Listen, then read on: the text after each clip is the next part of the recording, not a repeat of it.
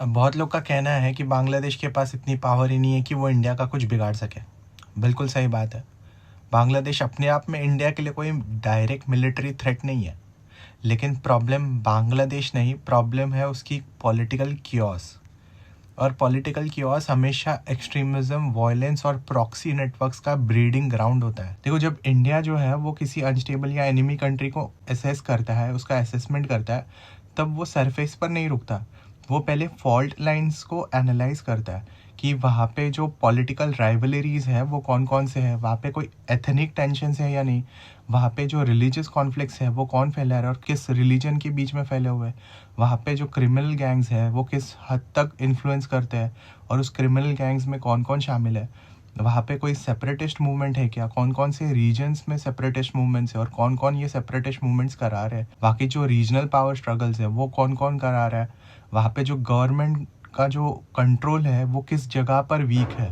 तो ये सारी चीज़ें मिलकर एक मैप बनाया जाता है जहाँ पे देखा जाता है कि सोसाइटी जो है, वहाँ का जो एरिया है, सोसाइटी है, जगह है, वो किस हद तक फ्रैक्चर्ड है और कहाँ कहाँ फ्रैक्चर्ड है। देखो, ये जो एनालिसिस के बारे में मैंने बताया, ये दुनिया की तमाम कंट्रीज़ करती है। इजराइल करता है, अमेरिका करता है, पाकिस्तान करता है, रशिया करता है।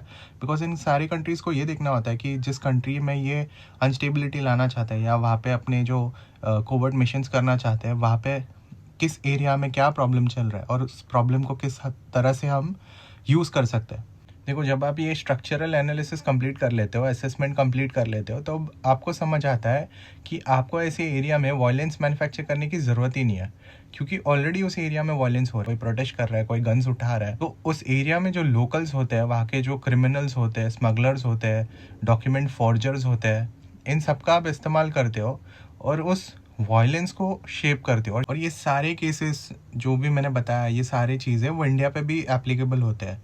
अगर इंडिया में किसी को प्रॉब्लम क्रिएट करनी है, वो देखेगा कि इंडिया में किस तरह से चीज़ें हो रहे हैं, हरकतें हो रहे हैं, किस तरह से रिलीजियस कॉन्फ्लिक्ट्स हो रहे हैं, है ना, एथनिक चीज़ें हो रहे हैं, ये सब चीज़ें देखे जाते हैं और इस हिसाब से नैरेटिव्स, फिर उनकी जो मंसूबे हैं वो पुश किए जाते हैं।